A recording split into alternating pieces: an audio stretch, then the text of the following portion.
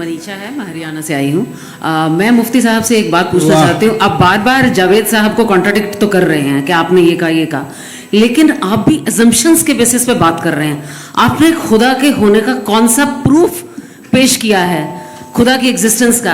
अब इस सवाल को अलग रहने दीजिए, कौन एथीस्ट है कौन नहीं है। और दूसरी बात जो आपने एक छोटी सी कही थी कि ये फ्री विल का इस्तेमाल करता है इंसान अपनी, लेकिन इस फ्री विल का इस्तेमाल में मतलब खुदा ने ये दे दी सबको ये इजाजत कि वो कितना घिनौनापन और कितने ज्यादा खराब से खराब तरीके इस्तेमाल कर सकते हैं। जब आप सुनते जी, आप फ्री विल को मानती है ना, या आप कहती है कि फ्री विल नहीं है ना, मानती है ना? तो अब आपके पास इसका कोई एक्सप्लेनेशन नहीं है कि अगर एक इंसान उस फ्री विल का इस्तेमाल करके गलत काम कर रहा है और बच के अच्छी जिंदगी गुजार के निकल जा रहा है, उसका कोई रिकॉम्पेंस नहीं है।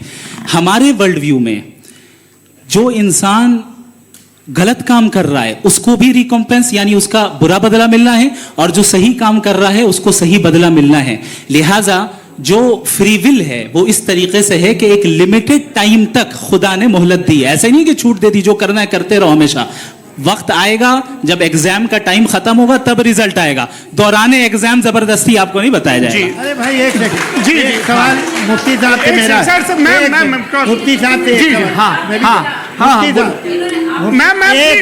रुक जाइए, आपसे फोन आप इसके बाद आपसे यही रहेंगे वो। हाँ बोलिए। मैं मुफ्ती साहब एक ही सवाल करता हूँ कि अगर जो हो रहा है फ्री विल से हो रहा है और एक दिन बरोज़ क़यामत इंसाफ होगा मैशर में वगैरह वगैरह, तो दुआ क्यों मांगते हैं लोग?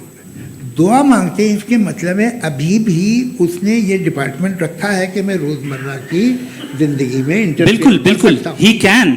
तो तुम कैन हो, तुम मुझे नौकरी दिला देते हो, मेरे बेटे को ग्रीन कार्ड दिला देते हो, और 45,000 बच्चे मरते उन्हें रोकते नहीं हो।